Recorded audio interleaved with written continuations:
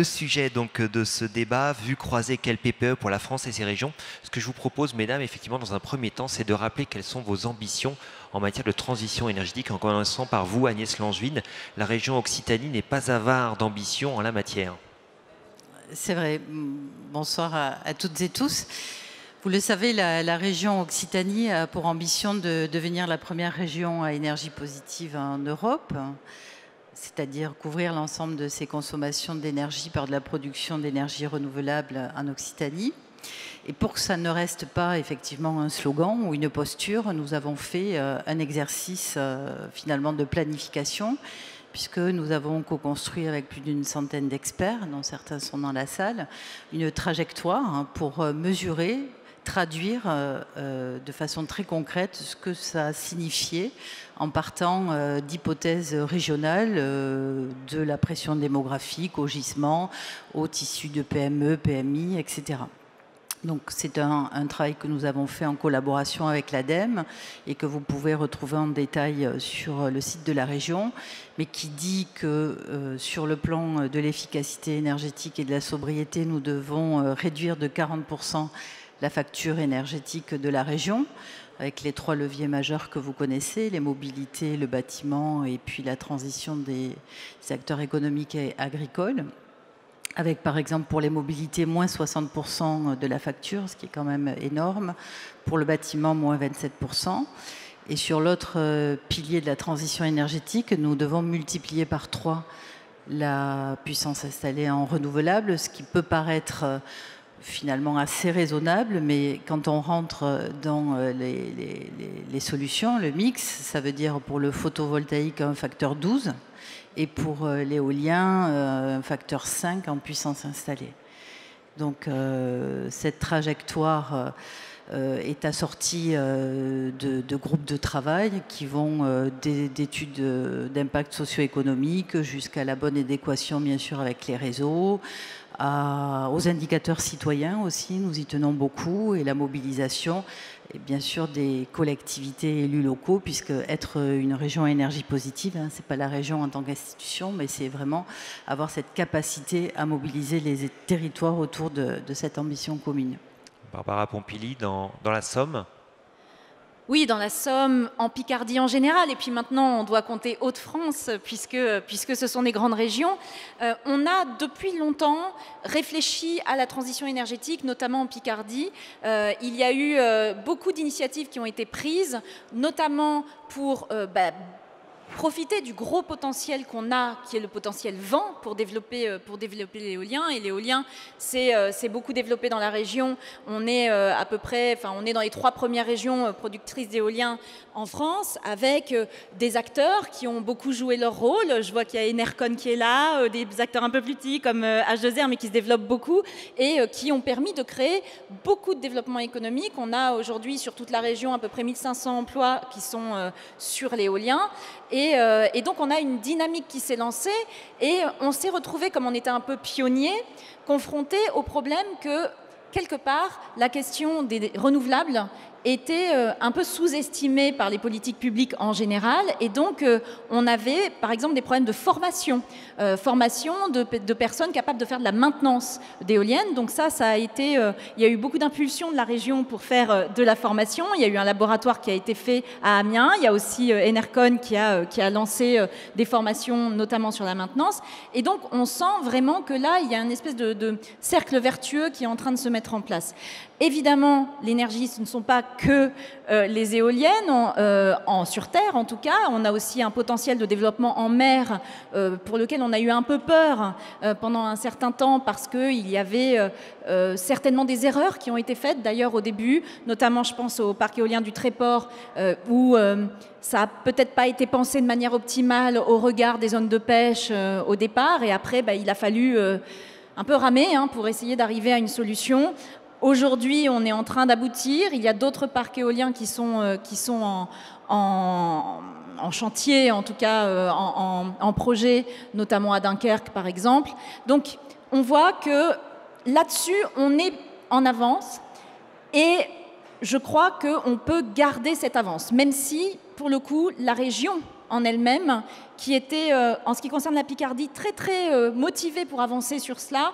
Maintenant qu'il y a eu un regroupement avec les Hauts-de-France, le Nord-Pas-de-Calais était un petit peu moins avancé sur la question. Question politique. On voit que politiquement, il y a des petits jeux de posture pour essayer de faire monter un peu l'opposition, notamment à l'éolien, sur lequel il ne faut pas qu'on soit négligent. Il faut qu'on le prenne en compte pour essayer d'y répondre. Surtout que, si j'ai bien compris, d'après un sondage qui a été fait, on voit qu'aujourd'hui, les gens qui habitent près des éoliennes sont plutôt aujourd'hui très satisfaits des éoliennes. Maintenant, la politique énergétique, et je veux juste un petit mot en plus, dans notre région, c'est les énergies renouvelables, donc il n'y a pas que les éoliennes, la filière bois, c'est une filière sur laquelle on travaille beaucoup, mais on travaille aussi, bien sûr, sur ce qui doit être fait en premier, c'est les économies d'énergie, éviter le gaspillage. Et là-dessus, la région Picardie a aussi été pionnière pendant la précédente mandature en mettant en place le service public de l'efficacité énergétique avec vraiment l'idée d'aider les particuliers, notamment, à pouvoir faire des travaux dans leur logement pour faire des économies d'énergie. Il y a eu un gros travail qui a été fait et qui d'ailleurs avait été un peu pris comme modèle pour la loi de transition énergétique pour la croissance verte. On voit qu'aujourd'hui, il y a encore des petits problèmes de financement d'ESP. Là-dessus, il faut qu'on continue à travailler. Mais ce qui a été fait en Picardie, moi, j'en suis très fière. Et donc, je pense qu'on peut vraiment servir de modèle pour avancer là-dessus. Effectivement, vous pouvez toutes les deux être fiers du développement de ces thématiques de transition énergétique dans vos territoires. La question dès lors, et c'est celle que l'on se pose beaucoup ici depuis hier, hein, c'est comment est-ce qu'on va plus loin. Et forcément, aujourd'hui, force est de constater qu'on bute sur la PPE.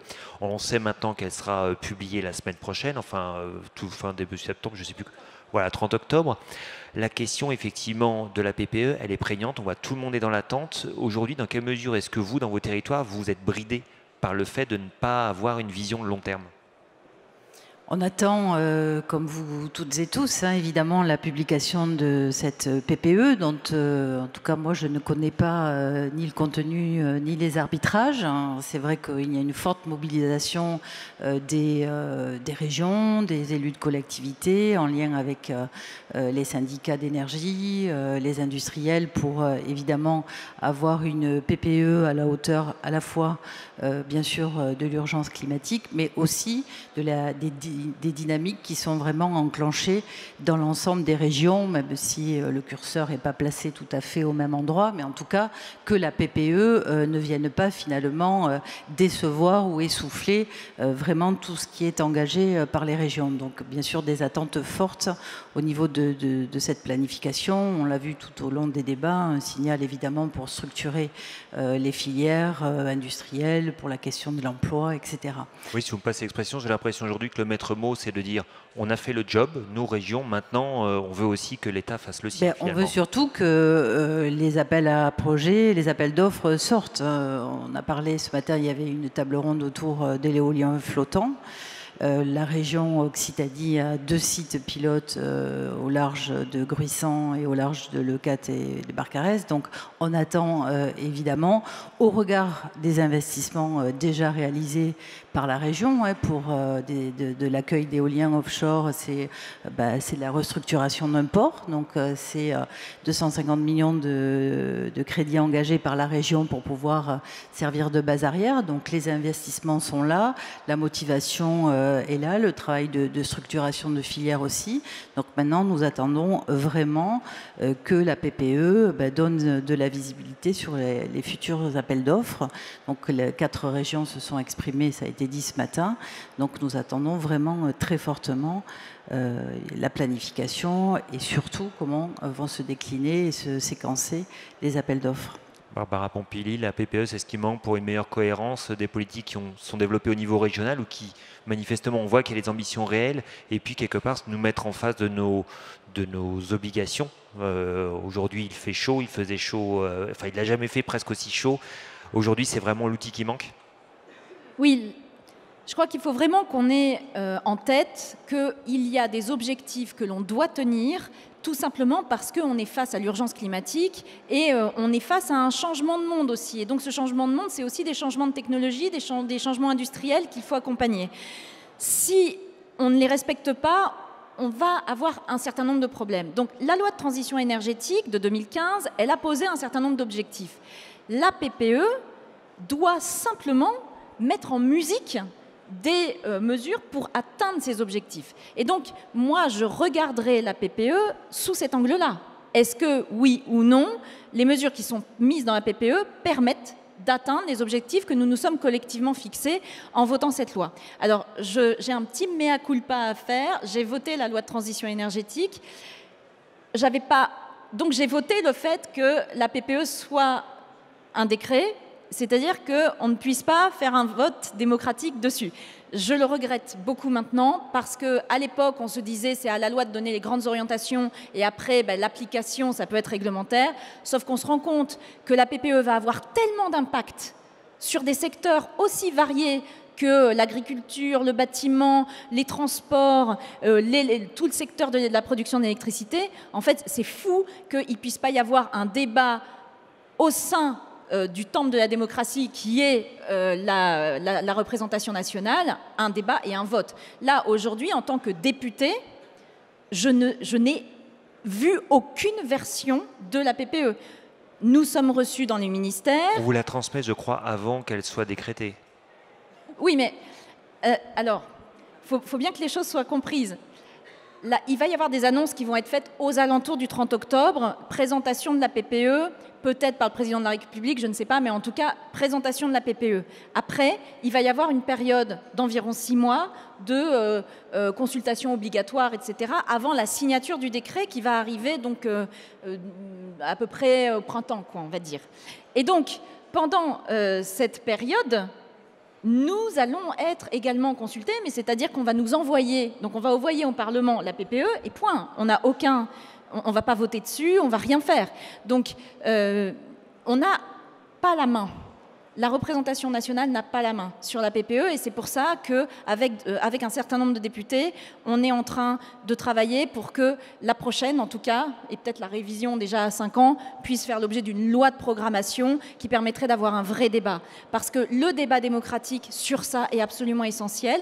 Il y en a eu un, la CNDP a organisé un débat sur la programmation pluriannuelle de l'énergie, mais c'était un débat sur les principes, puisqu'on n'avait pas de texte. Donc le débat a permis quand même d'avoir une conclusion importante, c'est que les Français sont attachés à ce que nous respections nos engagements. Ça ne paraît pas comme ça, mais c'est très important. Et donc maintenant, je vais dans les ministères, je tape à la porte à gauche à droite pour avoir des éléments quand même, et donc on nous en donne un petit peu. Donc j'ai quelques éléments. Vous avez des informations à nous donner parce que je ne vous cache pas qu'on a attendu ça pendant tout le colloque. J'ai quelques éléments dont certains sont rassurants, d'autres un peu moins, mais aujourd'hui, tous les arbitrages ne sont pas encore faits. C'est-à-dire les arbitrages vont se faire jusqu'au dernier moment.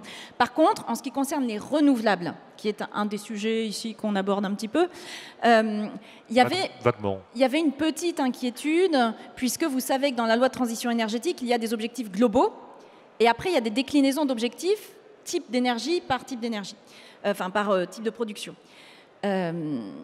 J'ai cru comprendre qu'à un moment, il y a pu y avoir une tentation de juste tenir l'objectif global, mais sans la déclinaison éolien terrestre, éolien offshore, les hydroliens, etc.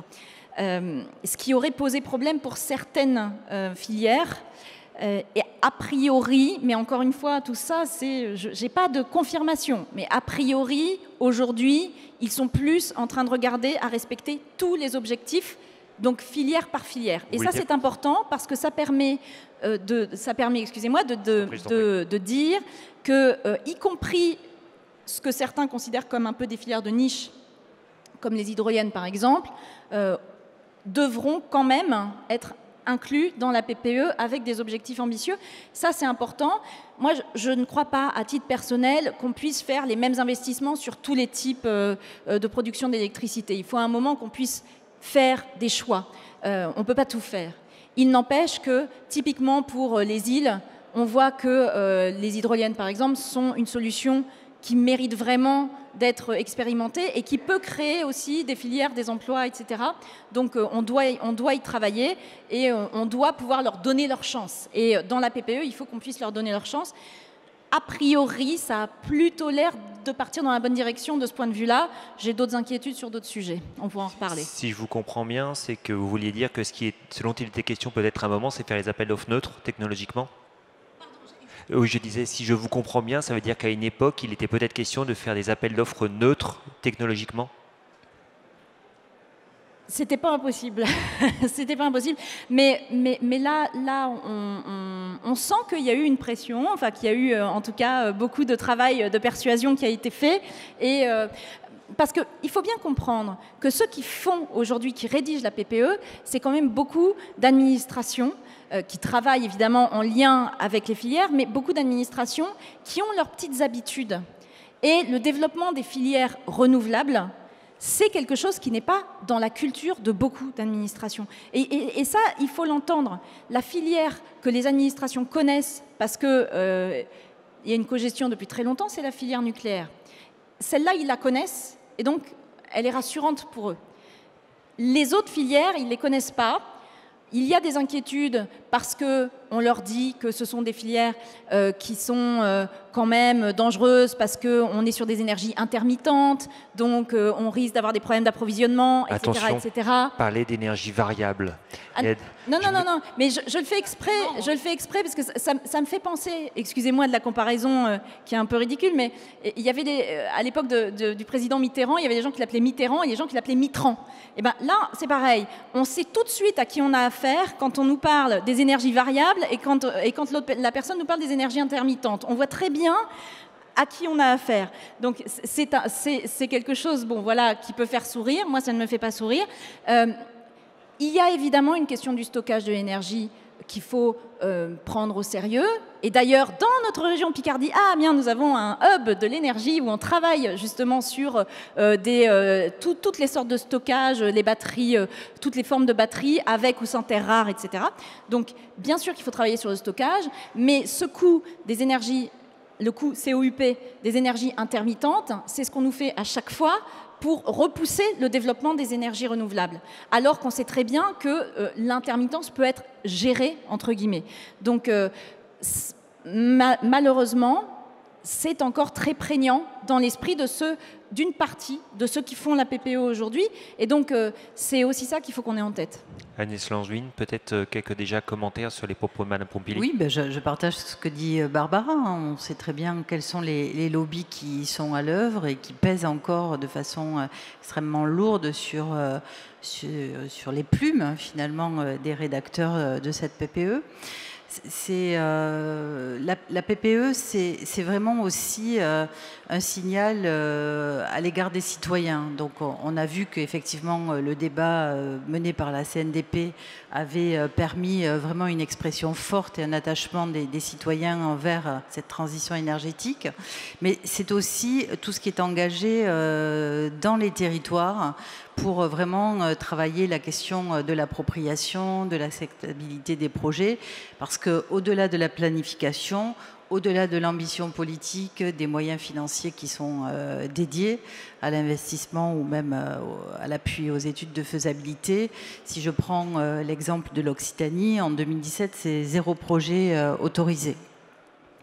Donc on voit bien que ce signal aussi par rapport à la PPE aura des incidences à la fois sur l'appropriation des enjeux par les territoires et notamment les élus locaux qui, plus on va s'approcher des élections municipales, là dans quelques mois, plus, notamment dans les territoires ruraux, auront quelques freins à peut-être mettre en œuvre des projets qu'ils perçoivent comme clivants. Donc par rapport à tout ce travail qui est fait, à tous les dispositifs qu'on peut mettre en place pour que ce soit des dispositifs d'énergie coopérative et citoyenne pour vraiment pouvoir s'approprier le projet, pouvoir rentrer au capital, à la gouvernance, que ce soit des dispositifs à l'égard des collectivités locales pour qu'elles puissent de façon, et ça a été aussi soulevé tout à l'heure par le représentant de l'ADEME, pour qu'elles puissent définir son projet énergétique de territoire, son grand projet d'énergie, qu'elles puissent aussi peut-être mener des études indépendantes, que ce soit des études d'intégration paysagère, de travailler le modèle pour qu'il y ait évidemment un maximum de retour de chaîne de valeur sur le territoire. Enfin, tout cet accompagnement-là que les régions vraiment ont engagé à travers des dispositifs directs ou à travers leurs différentes agences serait évidemment ralenti, voire même peut-être neutralisé par une PPE qui serait pas à la hauteur, qui ne serait pas à la maille des enjeux. Donc c'est important aussi.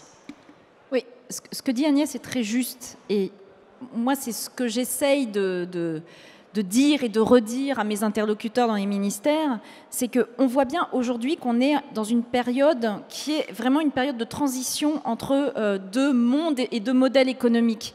Et où aujourd'hui, notre économie doit évoluer pour s'adapter aux enjeux de l'avenir, aux enjeux du futur, et notamment aux enjeux face au changement climatique, mais aussi aux enjeux environnementaux en général, et au-delà de la question des émissions de gaz à effet de serre. Et on le voit, à cause de ces enjeux-là, nous avons des régions, nous avons des territoires où il y a des vieilles implantations industrielles qui sont en difficulté. Je pense notamment à tout le secteur des sous-traitants automobiles qui étaient massivement orientés sur le diesel, qui aujourd'hui sont en difficulté et où on voit bien que là, on les perfuse pour essayer de sauver des emplois, mais où la meilleure solution serait plutôt de travailler avec eux pour les réorienter vers des filières d'avenir. Et donc, ce travail-là, il doit être poussé par la PPE, parce que la PPE, c'est vraiment ce qui va donner les moyens et les impulsions sur les territoires pour créer des nouveaux développements économiques. Et même aussi sur la question du nucléaire, on a aujourd'hui des régions entières qui sont sous la dépendance complète du nucléaire et qui légitimement s'inquiètent du risque de fermeture. Je ne parle même pas de la PPE, mais je parle tout simplement parce que les centrales vieillissent. Donc, face à cette inquiétude-là, il faut qu'on puisse redonner des perspectives. Et la programmation pluriannuelle de l'énergie a cet intérêt-là qu'on est sur une programmation pluriannuelle. Donc, on n'est pas à faire du coup par coup, comme ça, en fonction des opportunités. C'est vraiment une forme de planification, mais dans le bon sens du terme, où on se donne du temps, où on se donne des perspectives et où on se trace un chemin pour savoir où on va et comment on fait pour y aller. Donc ça permet aux territoires d'anticiper, ça permet aussi aux populations de se préparer, ça permet aux formations, parce qu'il faut être formé aux formations de se mettre en place et donc d'avoir vraiment quelque chose qui peut devenir vertueux. Mais c'est pour ça qu'il faut que la PPE soit à la hauteur et donc que tous, autant qu'on est, on pousse pour qu'elle soit à la hauteur de ses ambitions, parce que si on réussit, on peut vraiment faire dans notre pays une mini-révolution industrielle et une révolution industrielle qui prépare l'avenir, notre avenir et celui de nos enfants. La troisième. Alors, bon, la PPE, là, elle va sortir donc effectivement incessamment sous peu, on le disait. Vous plaidez pour une réappropriation de la question énergétique, de la programmation par le Parlement. D'ailleurs, je crois que vous n'êtes pas isolé, hein, puisque vous êtes plusieurs à avoir signé un appel, effectivement. On est plus d'une centaine. Hein. Voilà, donc effectivement, on sent qu'il y a consensus là-dessus. Après, quel serait le bon timing, finalement? Si ça repasse par le Parlement, quelle serait la temporalité pour qu'on ait à chaque fois des programmations pluriannuelles? Pluriannuelles, ça veut dire finalement combien de temps? 2 ans, 3 ans?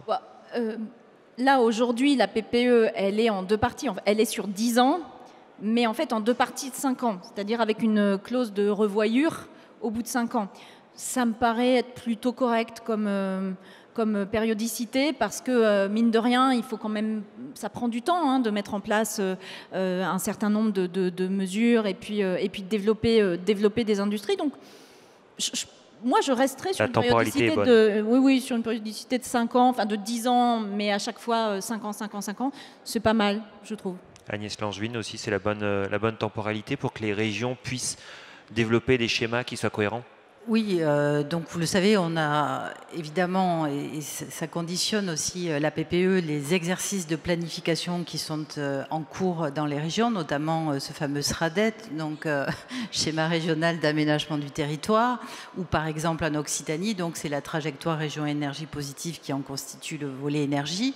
Donc là, parce que c'est de la planification à très long terme, mais le parti pris que nous avons, c'est de pouvoir, au-delà des dictées des règles, qui sont bien sûr importantes, puisqu'elles devront, enfin les SCOT devront être compatibles avec les règles et dictées, mais pour nous, vraiment l'important et l'enjeu, c'est de voir comment on accompagne les territoires dans une convergence d'objectifs, et donc comment on va contractualiser avec eux sur le plan de l'ingénierie, sur le plan financier.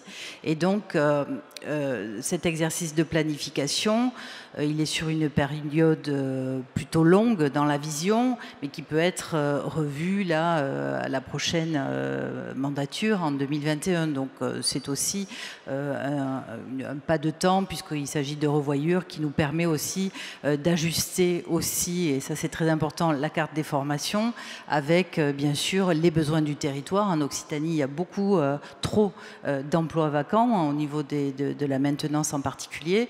Donc on sait qu'il nous faut vraiment une réactivité forte pour bien ajuster les demandes des entreprises et puis les offres de formation. Et les localiser aussi, parce que c'est très important. Mais du coup, ça veut dire qu'il faut qu'on entraîne aussi, et c'est un autre sujet dont on ne parle pas beaucoup, mais les DREAL, parce qu'on parle beaucoup des collectivités d'élus, mais je pense qu'il y a aussi un travail à faire très important au niveau des DREAL, qui instruisent les projets, parfois avec des sensibilités quand même qui ne sont pas forcément homogènes sur l'ensemble du pays. J'ai appris que l'ADREAL Occitanie avec une réputation de rigidité ou de difficulté, c'est vrai.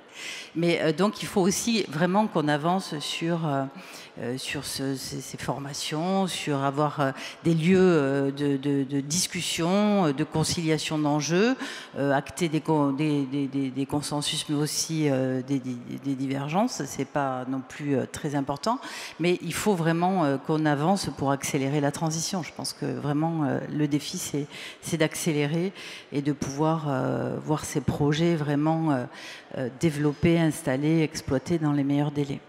Barbara Pompili, peut-être un mot avant qu'on passe la parole à la salle? Oui, le fait que tout le monde s'y mette, c'est important.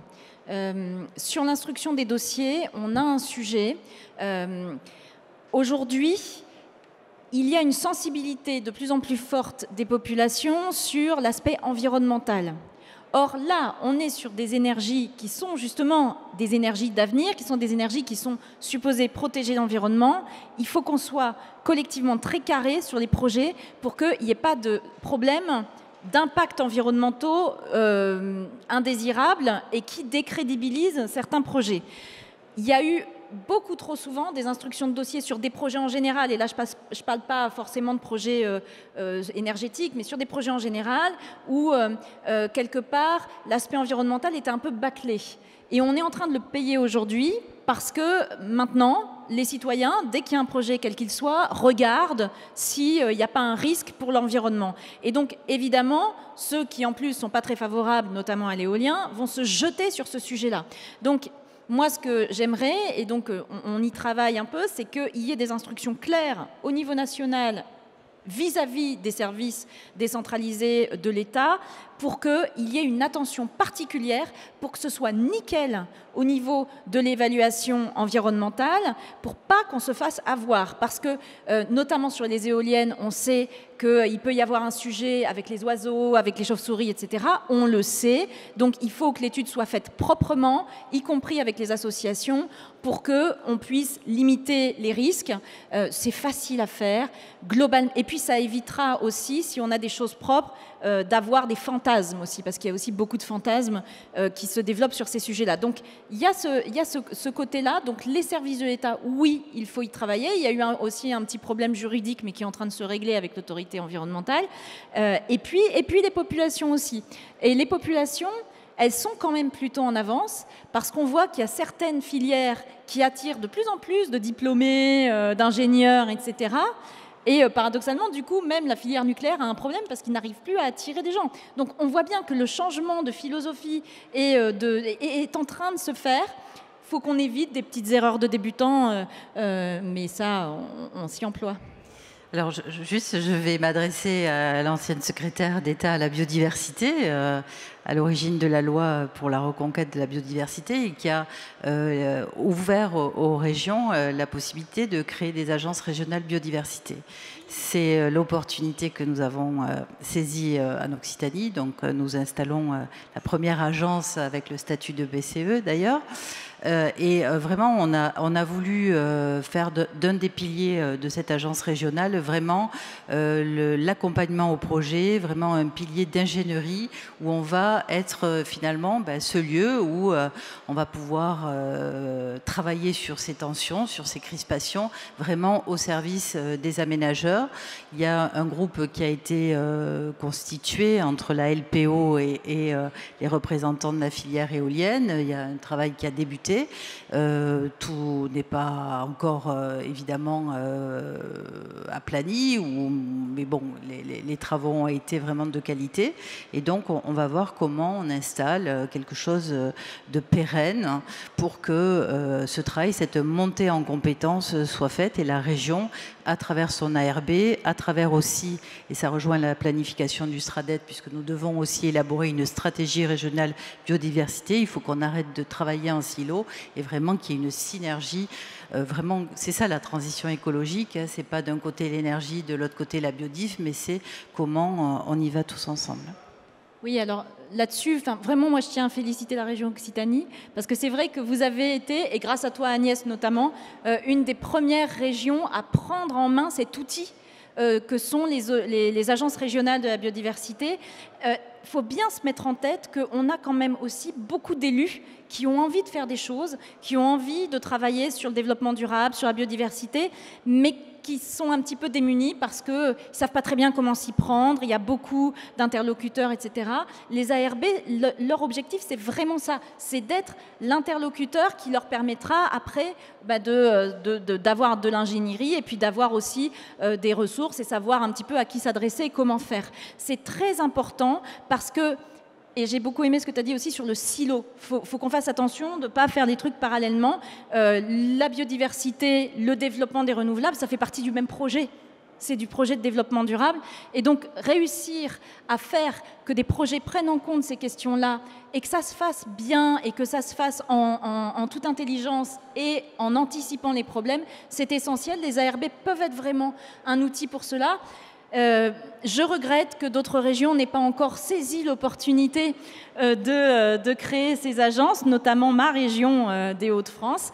J'ai le sentiment que Xavier Bertrand n'a pas encore compris toutes les opportunités que ça pouvait créer. Je ne désespère pas de le convaincre un jour. Bon, écoutez, c'est tout le malheur qu'on vous souhaite.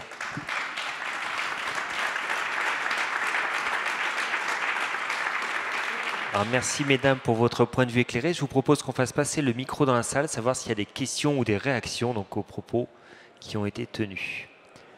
Olivier Perrault, donc président de la FE. D'abord, vous remercier au nom de France Énergie Éolienne et tous ses adhérents chaleureusement pour vos témoignages, vos déclarations. Je crois que c'est un très très grand encouragement pour toute la profession. Moi, ce que je retiens de ce colloque, c'est que, notamment, il y a une vraie convergence de vision d'un certain nombre d'acteurs, évidemment de la profession, de tous les acteurs qui sont présents, mais aussi d'un certain nombre de responsables politiques comme vous qui êtes là aujourd'hui à la tribune, mais aussi, je voudrais le signaler, une convergence stratégique encore plus forte que par le passé avec des grands acteurs de réseau comme Enedis ou RTE. Et ça, c'est extrêmement important pour nous parce qu'on sent bien qu'effectivement, il y a c'est plus qu'une vision stratégique, c'est vraiment une vision de ce changement de monde que vous évoquiez, et ça c'est quand même de plus en plus partagé, même si on fait face par ailleurs à un certain nombre d'oppositions, de freins. Et c'est également quelque chose qui moi m'a frappé dans le sondage que j'évoquais avec vous, c'est qu'effectivement ce qui est frappant, c'est que les riverains, finalement, ont une meilleure adhésion encore que l'ensemble des Français. Et surtout, la raison, les motivations, c'est des questions de sens. C'est parce que l'éolien est porteur de sens. Et ça, c'est également un message extrêmement fort et extrêmement encourageant. Et ça, je pense qu'il faut effectivement le partager et j'irai continuer à agir très fortement sur ces questions-là dans les heures et jours qui viennent pour que les bons arbitrages soient effectivement faits par le gouvernement. Je voudrais peut-être réagir, enfin, vous donner un élément complémentaire sur un des points que vous avez évoqué, qui est finalement l'impact en ce qui nous concerne, des parcs éoliens dans l'environnement. Un des sujets qu'on a remonté récemment au service de l'État, DGPR et DGALN, c'est que finalement, on fait face, les professionnels font face à une multiplicité d'initiatives de critères locaux, régionaux. Alors certains sont justifiés parce qu'effectivement, il peut y avoir des espèces ou des espèces physiques qui sont spécifiques. Donc dans ces cas-là, bien évidemment, on ne le conteste pas, mais on fait face à des initiatives qui parfois instrumentalisent en fait une opposition de principe d'un certain nombre de régions. Je pense par exemple aux Hauts-de-France, où il y a un guide spécifique, où tout est fait effectivement pour rendre plus compliqué le travail de terrain, alors que ce dont on a besoin, c'est au contraire de règles qui soient des règles claires, connues, transparentes et applicables, déclinées correctement dans tous les territoires finalement, au delta près, qui sont vraiment des spécificités réelles et sincères. Et ça, c'est une préoccupation qu'on a, et je pense que il me semblait important de la partager également avec vous aujourd'hui. J'imagine que ce genre de choses, c'est un petit peu complexe à gérer, effectivement, de savoir jusqu'où on laisse faire et jusqu'où on analyse, effectivement, et on donne la possibilité, notamment, à faire des recours multiples, variés, sur une longue période. On en a un petit peu discuté lors du colloque. Oui, si tu me permets, il y a effectivement la question de l'harmonisation des procédures pour laisser le moins de champ possible à la subjectivité. Mais cette subjectivité, elle existe et on le voit quand on rencontre les préfets. Vous avez encore aujourd'hui des préfets qui vous disent clairement qu'ils sont contre l'éolien. C'est des réalités. Oui. Mais après, effectivement, c'est à l'État aussi de poser un certain nombre de bases. Après, c'est toujours un peu compliqué parce que la biodiversité, c'est le vivant. Le vivant, par essence, c'est pas uniforme. Donc, on doit s'adapter, on va pas avoir les mêmes problématiques. Déjà, vous jouez aussi avec ça. Enfin, vous jouez avec ça. Vous avez des régions qui sont plus propices parce qu'il y a plus de vent, d'autres où il y a moins de vent. Enfin, c'est tout bête. La biodiversité, il y a des endroits où ça va être plus compliqué, d'autres moins compliqué. Moi, je suis pour que les procédures soient plus simples, mais aussi qu'elles soient respectées. Dans la loi biodiversité, il y a un processus qui s'appelle éviter, réduire, compenser, qui est un processus très important. Il faut éviter les atteintes à la biodiversité. Sinon, si on ne peut pas les éviter, les réduire au maximum. Et après, sinon, on fait de la compensation. Normalement, aujourd'hui, selon la loi, si ce processus n'est pas fait correctement, il n'y a pas d'autorisation. Or, aujourd'hui, il y a plein d'autorisations. Et là, je ne parle pas forcément que sur des éoliennes, mais sur tout et n'importe quoi, qui sont données alors que le processus n'a pas été respecté. C'est ça aussi, c'est pour ça que je dis, qui entraîne des méfiances de la part des populations. Donc il faut que l'État réussisse à être nickel là-dessus pour justement réduire les méfiances. Ça prend un tout petit peu de temps, ces procédures, c'est vrai, sauf qu'on gagnera beaucoup de temps après sur les recours. Parce que ce qui fait perdre le plus de temps, et je crois qu'ici j'ai une assemblée qui est assez convaincue, c'est les recours. Les recours qui prennent des années et des années. Donc là, grâce au travail qui a été fait par le groupe de travail sur l'éolien qui avait été mis en place par Sébastien Lecornu, on a réussi à réduire le nombre de recours, enfin le temps des recours, puisque en fait on saute un niveau de juridiction. Ça, c'est une avancée, je crois, qui est vraiment très importante. Mais encore une fois, mieux on anticipe, moins on a de problèmes après, et plus on gagne de temps. Ça, j'en suis convaincue. J'ai eu une question de Roy Mafouz. Merci beaucoup pour tous ces propos, et merci beaucoup aussi d'avoir travaillé à éclairer la vraie question de l'énergie par tout le travail qui a été fait toutes ces années, et notamment sur la question de la sûreté des autres sources énergétiques qui, à mon avis, c'est, en fait, on peut tourner en rond, etc. On peut parler de biodiversité et de paysage, etc. Mais quand il s'agit de l'éolien, quand il s'agit de l'éolien en mer, encore plus. La vraie question, c'est quoi la concurrence vis-à-vis des... Pardon ? Parlons un peu nucléaire. Voilà, c'est quoi la concurrence vis-à-vis des autres énergies ? D'ailleurs, dans les Hauts-de-France, notamment, c'est une des vraies questions. Aujourd'hui, notre président de région, il veut installer un prochain EPR. La discussion de la PPE, puisqu'on parle de PPE, c'est aussi est-ce qu'il va y avoir des nouveaux EPR ? Est-ce qu'on va prolonger la durée ou pas ? Donc du coup, je crois que nous, en tant que professionnels et en tant que faits, nous sommes très volontaires dans l'approche de la protection de la biodiversité et aussi du paysage. Nous sommes là-dessus, nous sommes acteurs de la protection de la biodiversité. On y travaille toujours. On avait aujourd'hui aussi des réunions à ce sujet. Et il y a des solutions techniques. Donc en fait, hélas, ce n'est pas ça qui va réduire les recours. Aujourd'hui, on sait que la majorité des Français sont favorables à cette énergie. On a des procédures qui sont très scientifiques, qui sont mises en place pour protéger la biodiversité. Nous sommes en ICPE et on peut en tout moment arrêter, brider, modifier le parcours d'un parc éolien, etc.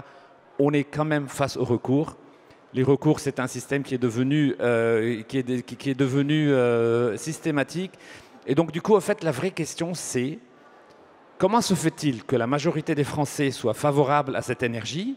Comment se fait-il qu'il y a des gens qui sont censés, qui expliquent aux Français que cette énergie, elle est sûre, elle crée des emplois, elle est durable, elle aide à l'indépendance, et que malgré tout cela, on n'arrive pas à se faire entendre et qu'il y a une minorité qui arrive à nous freiner à tout point de vue, que ce soit sur les recours ou bien que ce soit sur les, j'espère pas, mais probablement sur les PPE, etc.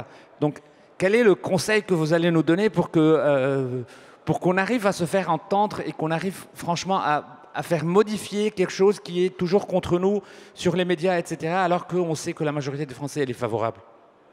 Alors, force est de constater que certaines associations anti-éoliens sont extrêmement bien structurées, extrêmement bien financées, ont des moyens assez extraordinaires. Le monde associatif, qui a beaucoup de difficultés à se financer, je crois, est en admiration devant la capacité de ces associations à se financer. Je ne sais pas par qui elles sont financées, j'ai mes petites idées, mais bon. On a en France une culture du nucléaire qui est très forte, qui est là depuis longtemps.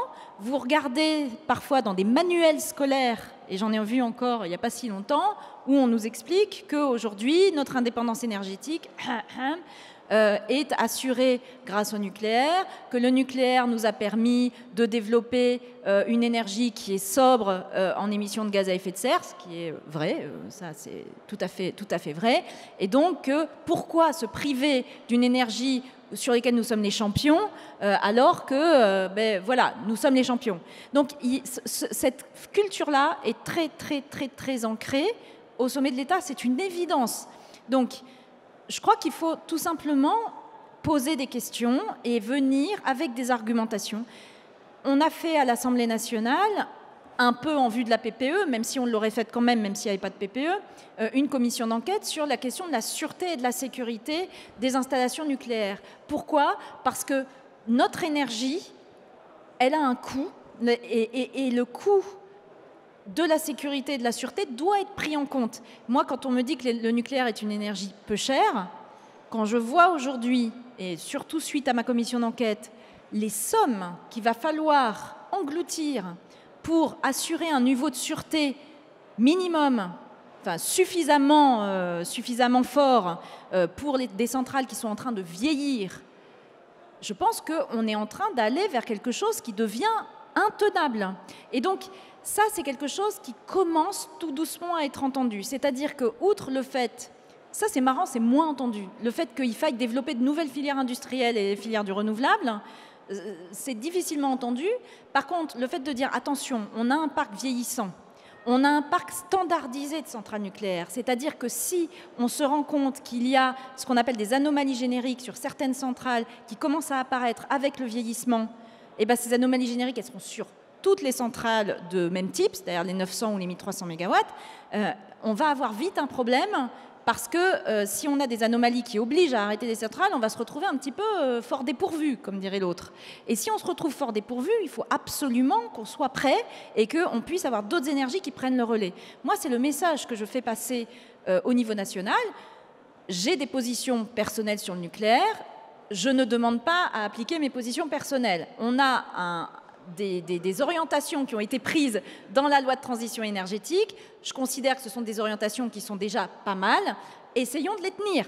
C'est-à-dire baissons la part du nucléaire dans le mix électrique pour pouvoir laisser la place à d'autres énergies qui sont des énergies qui sont en plein développement, qui ont un potentiel de création d'emplois qui est très intéressant et qui vont dans le sens de ce qu'on porte pour nos enfants, parce que qui ne créent pas les déchets que peut créer le nucléaire.